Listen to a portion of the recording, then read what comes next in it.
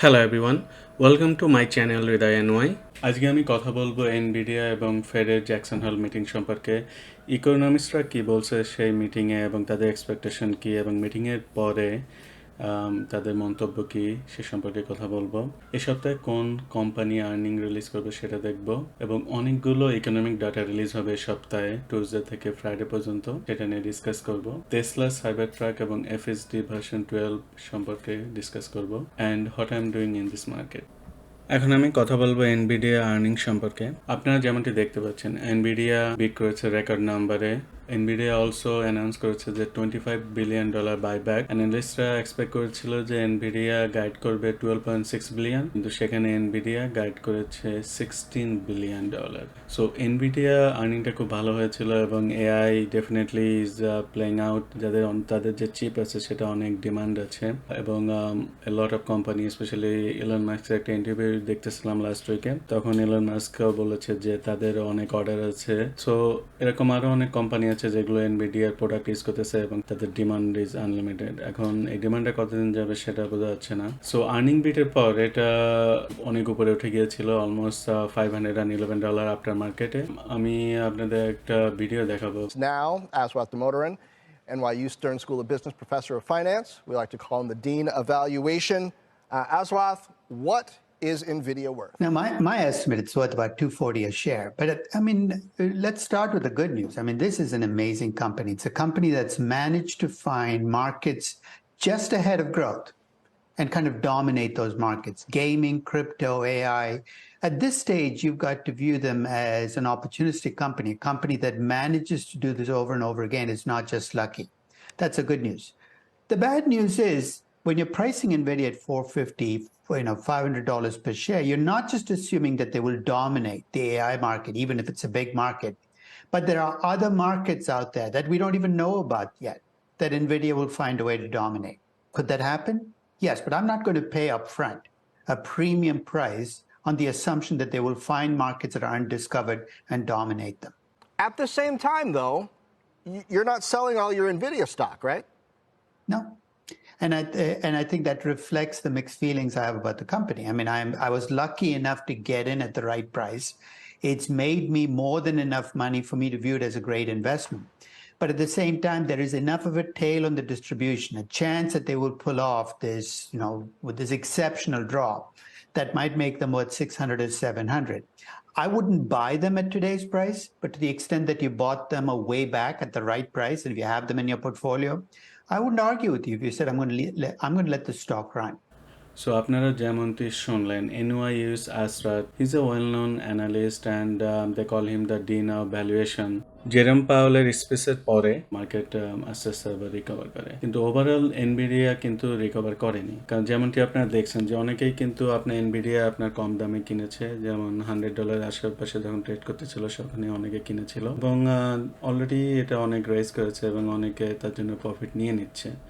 যেমনটি দেখছেন যে আসব্রাট আপনার কিন্তু বলছে যে প্রফিট নিয়েছে কিছু, কিন্তু পুরোপুরি বিক্রি করেনি। কারণ আলটিমেটলি এআই যে হাইপ যেটা আছে এটা আরও কত উপরে এনভিডিয়াকে নিয়ে যায়, এটা হতে পারে $800-900 যেতে পারে, দের ইজ নো গ্যারান্টি। কারণ তারা যে থার্ড কোয়ার্টারের পরের কোয়ার্টারের জন্য যে প্রেডিক্ট করেছে যে $16 বিলিয়ন রেভিনিউ, অ্যান্ড এটা কিন্তু আপনার অ্যানালিস্টের অনেক এক্সপেকটেশনের অনেক উপরে। সো এদের ডিমান্ড যদি এত হাই থাকে, হতে পারে এনভিডিয়া আপনার আরও উপরে যেতে পারে। কেউ যদি এই স্টকটা আপনার কম দামে কিনে থাকেন, আমি মনে করি যে সামান্য কিছু প্রফিট নিয়ে রাখা ভালো, কারণ ultimately Nvidia is a volatile stock. এটা আপনার আপ ডাউন সুইং অনেক করে, যখন ডিমান্ড কিংবা মার্কেট চিপ সেক্টরের উপরে থেকে পুরোপুরি চোখ উঠিয়ে নেয় তখন কিন্তু এটা অনেক পড়ে।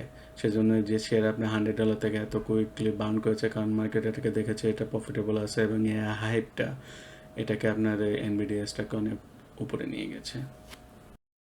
আমি এখন কথা বলবো জেরম পাওয়েলের জ্যাকসন হলে যে স্পিচ দিয়েছিল সে সম্পর্কে এবং অ্যানালিস্টরা কি বলে সেটা আমরা দেখব। It is the Fed's job to bring inflation down to our 2% goal, and we will do so. We have tightened policy significantly over the past year.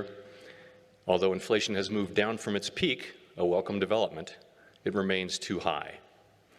We are prepared to raise rates further if appropriate and intend to hold policy at a restrictive level until we are confident that inflation is moving sustainably down toward our objective. Hawkish? Was it dovish? Was it wait and see? What do you think? I think he struck a hawkish tone, but that the content wasn't quite as hawkish is the way that he said it. He made it clear that the Fed is ready to raise rates again if necessary, but he didn't say that a rate hike was forthcoming necessarily. So I think he's taking a risk management approach where he's saying we're more likely to raise rates than lower them, but he's setting the market up in case they do need to raise rates again. And going into this speech, the futures market was already pricing in almost a 0.5% or a 50-50 chance that they raise again in November. This was not a hawkish set of remarks overall. The tone was hawkish. The content was very moderate, middle of the road. This feels like a Fed chair to me, who thinks more likely than not he's done here and shifting carefully on hold. Tell us about your base case. Are you done hiking? I don't know. As you know, I don't like to speculate before the meeting, especially when you got important data coming in on prices and inflation.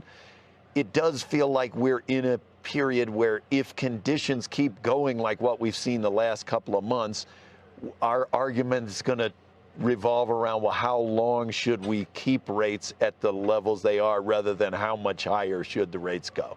Powell's been in this place either as governor or as chair since 2012. He's an experienced captain, an experienced skipper. And what I like about him, instead of just talking in Fed speak and making it confusing for everybody, he's very honest.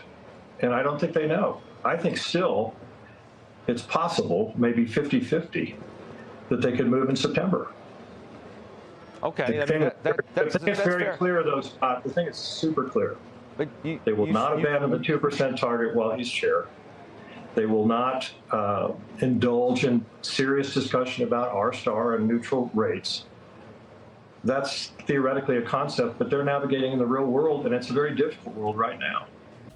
আপনারা যেমনটি শুনলেন, বেশিরভাগ অ্যানালিস্টরাই বলছে যে Powell টোনটা hawkish ছিল, কিন্তু সে যে কথাবার্তা বলেছে সেগুলো কিন্তু হকিশ ছিল না, এবং সে ভালো করে এক্সপ্লেন করে বলে দিয়েছে যে এখন যে ডাটাগুলো সামনে যে ইকোনমিক ডাটাগুলো রিলিজ হবে তার উপরে নির্ভর করবে তাদের নেক্সট স্টেপ, হতে পারে রেট হাইক অথবা হায়ার ফর লঙ্গার, যে কোনো একটা হতে পারে।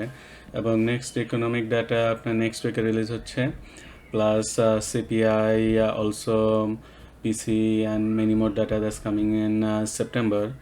তার উপরে নির্ভর করবে যে পাওয়েল আরও উপরে যাবে কিংবা না। কিন্তু বেশিরভাগ অ্যানালিস্টরাই যেমনটা বলছে যে হতে পারে নেক্সট মিটিংয়ে, যেটা হবে সেপ্টেম্বরের 20 তারিখে, সেই মিটিংয়ে হতে পারে ফেড আপনার পজ করতে পারে, পরে নভেম্বর কিংবা ডিসেম্বরে যে আর ইন্টারেস্ট রেট রেজ করতে পারে। কিন্তু সেটা ডিপেন্ড করবে আপনার ডাটার উপরে। যদি ইকোনমিক ডাটা অনেক স্ট্রং আছে তাহলে এরা আরও অ্যাগ্রেসিভ হতে পারে। এখন পাওয়েল নিজেও জানে না যে অ্যাকচুয়ালি কী হবে, সেজন্যই আমি মনে করি যে সে নিউট্রাল নিউজই দিয়েছে, যেটা স্টক মার্কেট আপনার পজিটিভলি নিয়েছে। এবং আপনারা যেমনটি দেখতে পাচ্ছেন যে এখানে 5 বছর যে চার্টটা, স্টক মার্কেট যেমনটি ধরেন এখানে হাইতে ছিল 2021 নভেম্বরে, তারপর থেকে পড়া আরম্ভ করে, এবং আপনার বটম হয়েছে ডিসেম্বর এবং জানুয়ারিতে, এবং সেখান থেকে আস্তে আস্তে মার্কেট আবার রিকভার করে। এবং এই যে পেইনটা গেছে যে ফেড যে অ্যাগ্রেসিভভাবে আপনার হাইক করেছে, এই পেইনটা কিন্তু আমরা যদি হোল্ড করে রাখতে পারি, তাহলে এখন যে পেইনটা আছে এটা হতে পারে সিপিআই যদি আসেও, যদি আপনার একটা দুটো স্ট্রং আসেও, মেবি একটা কিংবা দুটো রেট হবে, মার্কেট মেবি অল্প একটু পড়ে যাবে। কিন্তু এই যে বটম, এটা কি আবার আসবে? আমার তো মনে হয় যে এই বটম পেতে আপনার মার্কেট কিংবা ইকোনমিক কিংবা ইভেন ওয়ার্ল্ড ওয়াইডে যদি অনেক খুব খারাপ একটা নিউজ আসতে হবে, সেটার উপর নির্ভর করে আপনার পুরো মার্কেট এই লেভেলে আবার আসবে। মেবি আপনার নেক্সট সিপিআইতে কিংবা জব ডাটাতে যদি খারাপ নিউজ আসে, তাহলে হতে পারে মার্কেট পরে আপনার মেবি 13,000-এ যেতে পারে, নাসডাক আপনার 13,000 কিংবা তারও একটু নিচে যেতে পারে, কিন্তু এত নিচে আসার সম্ভাবনা খুবই কম। সো আমি মনে করি যে আমরা যদি সেই লাস্ট 1.5 ইয়ার আমরা যদি পেইনটা সহ্য করতে পারি, এখনও পেইনটা সেই তুলনায় কিন্তু কিছুই না। এবং সেই তুলনায় যদি আপনার পছন্দের কোম্পানি, যে কোম্পানিগুলো ভালো এবং যাদের প্রাইসিং পাওয়ার আছে, যেটা আপনার রিসেশন টাইমেও আপনার কাস্টমার ডিমান্ড থাকবে। For example apple iPhone is like কী বলবো ডেইলি নিড। এটা ছাড়া মানুষজন এখন ট্রাভেল কিংবা মুভমেন্ট করাই নিয়ারলি ইম্পসিবল। তো এই ধরনের কোম্পানি যদি আপনারা কিনতে পারেন, এবং আমি মনে করি যে রিসেশন টাইমেও এরা কিন্তু খুব ভালোই করবে। এরা ডিমান্ড মেবি একটু কমতে পারে, কিন্তু ওভারঅল আমি মনে করি যে কোম্পানি যাদের প্রাইসিং পাওয়ার আছে তারা খুবই ভালো করবে। এবং এনভিডিয়ার যে ডিমান্ড এবং যেটা আছে সেটা হতে পারে নেক্সট কয়েকটা কোয়ার্টার তারা আরও ভালো করবে, এবং প্রাইস ওভারঅল শেয়ার আপনার আরও উপরে যেতে পারে, maybe 1000+, you never know. But overall market সম্পর্কে আমি মনে করি এখন আমি অপটিমিস্টিক যে হতে পারে একটু পড়বে। মেবি আমিও ইচ্ছা আছে যে আমারও যদি পড়ে, আমারও কিছু কিছু কোম্পানি যেগুলো আমি টার্গেট আছে সেগুলো আমি কিনবো। কিন্তু ওভারঅল আমি মনে করি যে নেগেটিভ নিউজ মোটামুটি অলরেডি প্রাইসিং হয়ে গেছে। আপনার এখন যেটা দেখব যে নেক্সট প্রেসিডেন্ট ইলেকশন হবে, এবং আলটিমেটলি প্রেসিডেন্ট ইলেকশন সময় যে কারেন্ট প্রেসিডেন্ট কখনোই চাইবেন যে ইকোনমি আপনার খারাপ কিংবা ইন্টারেস্ট এত হাই, তাহলে সে যদি আবার ইলেকশনে না থাকে তাহলে কিন্তু এটা তার জন্য নেগেটিভ নিউজ। সো ওভারঅল আমি মনে করি যে next year maybe Fed interest rate কাটা আরম্ভ করতে পারে। অ্যাগেন ইটস জাস্ট আমার ওপিনিয়ন, সেটা আপনারা এই নিউজের উপরে আপনারা নিজেরা চিন্তা করে দেখেন আপনাদের কি মন্তব্য থাকতে পারে। বাট ওভারঅল আমি মনে করি যে মার্কেট যদি পড়ে মেবি আর একটু পড়তে পারে, কিন্তু এই যে জানুয়ারি 23 এই বছরের পেছনে যে নিচে পড়ে গিয়েছিল 10,213, এই পর্যায়ে পড়ার কোনো নেই। মেবি অ্যারাউন্ড 12,000 মেবি আসতে পারে যদি আরও খারাপ নিউজ আসে, যদি সিপিআই যদি স্ট্রং আসে, এবং job data, job wage growth যেটা যদি আবার খারাপ আসে, তাহলে হতে পারে মার্কেট পড়ে মেবি 1250, মেবি 1000 পয়েন্ট ড্রপ করতে পারে এই লেভেল থেকে। কিন্তু আমি মনে করি যে already all the negative news already priced in, এবং এখান থেকে মার্কেট ওভারঅল উপরের দিকে যাওয়ার সম্ভাবনা বেশি। So hopefully next economic data যেটা রিলিজ হবে পিসি এবং সিপিআইতে নিউজে পজিটিভ নিউজ আসলে মেবি ফেড পজও করে দিতে পারে, এবং স্টাডি হোল্ড করতে পারে একই রেটে আপনার নতুন ইকোনমিক ডাটার উপর নির্ভর করে, যাতে করে ইকোনমিক ডাটাটা স্টেবল এবং আস্তে আস্তে সিপিআই নিচের দিকে যাচ্ছে। আমি আপনাদের সঙ্গে আর একটা ভিডিও শেয়ার করবো, এটা আমার খুব ভালো লেগেছে। আসুন আমরা দেখি। আপনারা যেমনটি দেখতে পাচ্ছেন ফান্ডেস্টার টম লি, সে খুব যে ভিডিওটা রিলিজ হয়েছিল এটা কিন্তু অ্যাকচুয়ালি আপনার এনভিডিয়া আর্নিং আগস্টের 23-তে আর্নিং রিলিজ হওয়ার আগে, সেটা হচ্ছে বুধবার। আমার খুব ইন্টারেস্টিং লেগেছে। সে কিন্তু প্রেডিক্ট করেছিল যে জেরম পাওয়েল অতটা অ্যাগ্রেসিভ হবে না, এবং সেটা প্রেডিক্ট করেই কিন্তু আপনার সে অলরেডি স্টক কেনা আরম্ভ করেছিল। এবং ফান্ডেস্টার টম লি অলসো একজন ওয়েল নোট অ্যানালিস্ট, কারণ সে কিন্তু এবছরে আপনার বুল মার্কেট প্রেডিক্ট করেছিল। সে বলছিল যে এবছরে মার্কেট উপরের দিকে যাবে। এটা আমার খুব ইন্টারেস্টিং লাগছে। তার আর একটা ওল্ড ভিডিও আছে, সেটা আমি আপনাদের সঙ্গে এখন শেয়ার করব। Is the Federal Reserve done raising rates, or with today's number, is it, possible we get another rate hike? Yes, let's say I was originally in a 60% chance that July was the last hike. I think it's now in the 80% range. I think that the Fed is done hiking for the cycle. আপনারা যে ভিডিওটি দেখলেন এটা actually আপনার 2-3 সপ্তাহ পুরনো video, এবং সেখানে আপনারা দেখছেন যে টম লি মন্তব্য করেছে যে ফেড মেবি ডান হাইকিং। সবাই যখন বেয়ারিশ ছিল বছরের প্রথম দিকে, টম লি কিন্তু বলেছিল যে বছরে মার্কেট উপর দিকে যাওয়ার সম্ভাবনা আছে। তার জন্য অনেকে ক্রিটিসাইজও করেছিল তাকে, কিন্তু আলটিমেটলি সে যেটা বলছে সেটা কিন্তু আস্তে আস্তে মিলে যাচ্ছে, এবং আমি মনে করি তার কথায় কিছু গুরুত্ব আছে, এবং সে যে কথাগুলো বলে এটা খুব ইন্টারেস্টিং। আপনারা চাইলে দেখতে পারেন, আমি তার ভিডিওগুলো আমার ডিসক্রিপশনে দিয়ে দেবো। এখন আপনারা দেখতে পাচ্ছেন যে এই সপ্তাহে আপনার কোন কোম্পানি আর্নিং রিলিজ করবে। আমি মনিটর করব নিও এবং পলস্টার। অন্য যে কোম্পানিগুলো আছে আমি অতটা গুরুত্বভাবে মনিটর করি না, তারপরেও আপনারা দেখতে পারেন। এখন আমরা কথা বলবো ইকোনমিক ডাটা সম্পর্কে, যেগুলো এই সপ্তাহে রিলিজ হবে। আপনার এডিপি এমপ্লয়মেন্ট এবং জিডিপি রিভিশন Q2 এটা রিলিজ হবে আগস্টের 30 তারিখে। কোর পিসি ইন্ডেক্স এটা রিলিজ হবে আগস্টের 31 তারিখে। কোর পিসি ইন্ডেক্স এটা কিন্তু ফেড মনিটর করে অনেক, সো এটা যদি স্ট্রং আসে কিংবা নিচে আসে এটা মনিটর করতে হবে। তারপরে US non farm payroll, US unemployment rate এবং ইউএস আওয়ারলি ওয়েজ, এটা আপনার রিলিজ হবে সেপ্টেম্বর 1 তারিখে, তার মানে এই ফ্রাইডেতে। সো এই যে ডাটাগুলো আছে এটা কিন্তু ফেডের ডিসিশন পরে রেট হাইকে কি করবে এটা কিন্তু তার জন্য খুবই ইম্পর্ট্যান্ট, স্পেশালি কোর পিসিই ইন্ডেক্স, এটা কিন্তু খুবই ইম্পর্ট্যান্ট, ফেড এটা মনিটর করে। এরপরে আমি কথা বলবো টেসলার সাইবার ট্রাক, ফুল সেলফ ড্রাইভিং ভার্সন 12 এবং মেগা প্যাক সম্পর্কে। এখানে আপনারা দেখতে পাচ্ছেন যেমন ম্যারিটাম টুইটারে অর এক্স, সেখানে বলছে যে টেসলা কিন্তু আপনার নতুন cyber truck delivery event invite করা আরম্ভ করেছে, যেখানে আপনার রেফারেলের মাধ্যমে আপনারা ইনভাইটটা নিতে পারেন। তার মানে বোঝা যাচ্ছে যে টেসলা শীঘ্রই কোনো ধরনের ইভেন্ট করতে যাচ্ছে যেটা আপনার সাইবার ট্রাক ডেলিভারি ইভেন্ট হতে পারে। টেসলা এখনো কনফার্ম করেনি যে অ্যাকচুয়ালি কবে ইভেন্টটা হবে। আপনারা যেমনটি দেখতে পাচ্ছেন যে টেসলার মেগা প্যাক যেটা আছে, যেটা আপনারা যদি অর্ডার দেন, এর ডেলিভারি ডেট কিন্তু আপনার Q2 2024 আগে পাবেন না। Q2 আপনার এপ্রিল থেকে আরম্ভ হয়, 2024 এপ্রিল থেকে June.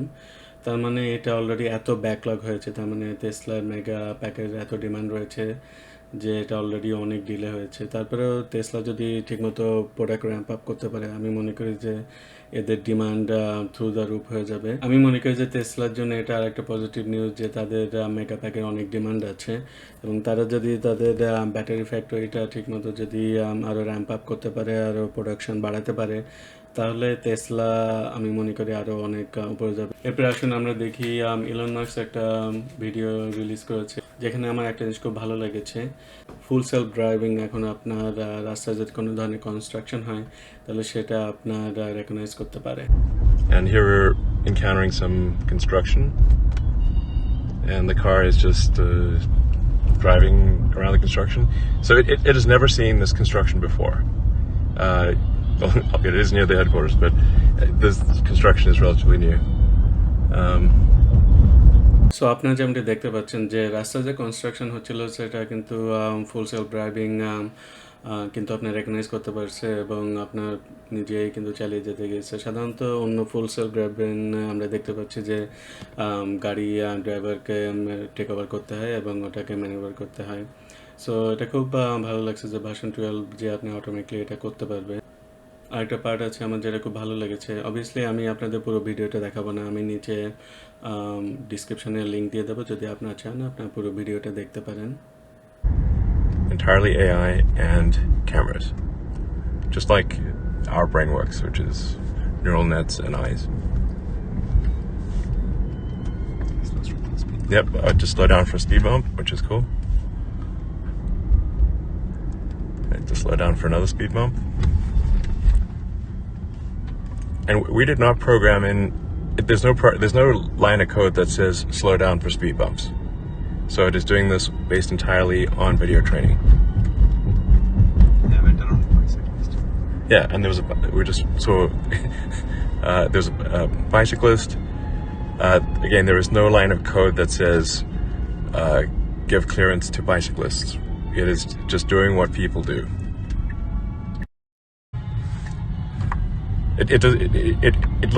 It can read science without ever being taught to read.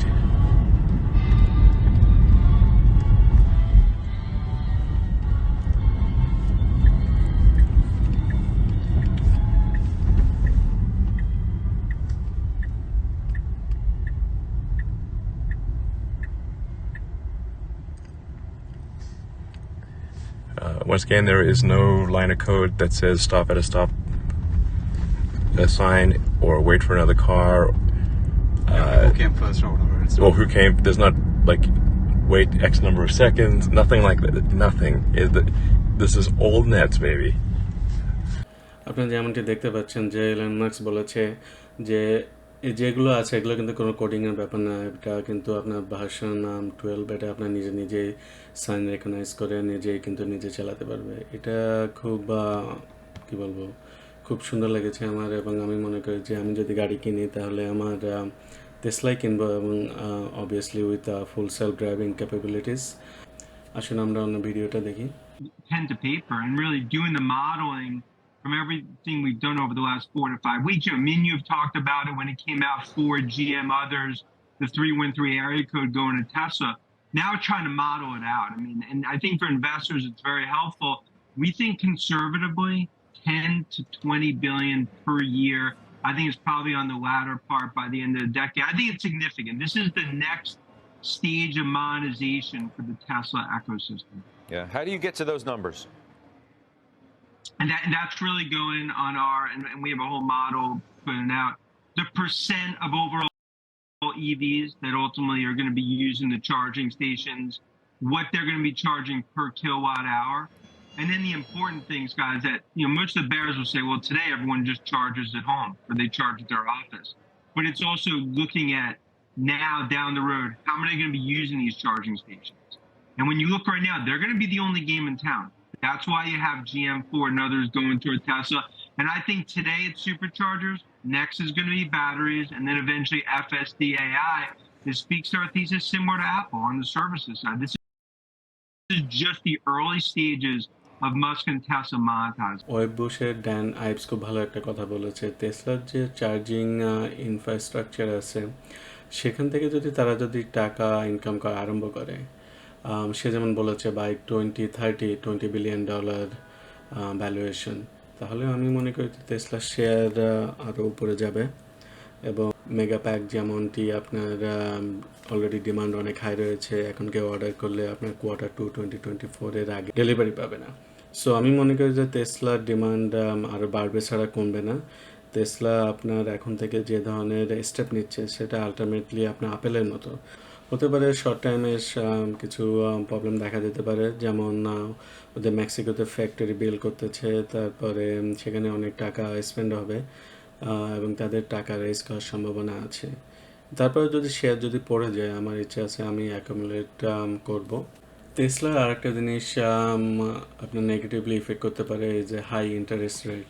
High interest রেটে কিন্তু টেসলার ডিমান্ড কমে যেতে পারে, যদি লোকজন যদি অ্যাফোর্ড করতে না পারে সেটা কিন্তু প্রবলেম হতে পারে টেসলার জন্য।